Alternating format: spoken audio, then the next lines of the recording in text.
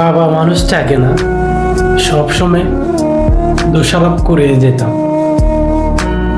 এটা পায় না, ওইটা পায় না, এটা কিনে দে না, ওইটা কিনে দে না। বাবা মানুষটা হয়তো আমাকে ভালোবাসে না, তাই হয়তো আমাকে এটা কিনে দে না, ওইটা কিনে দে না।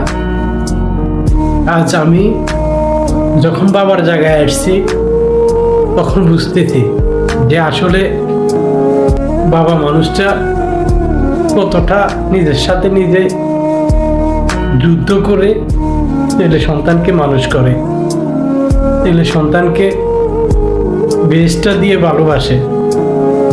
আজ হয়তো ওনার জায়গায় এসে আমি ঠিক ওনার মতো চুপ হয়ে গেলাম।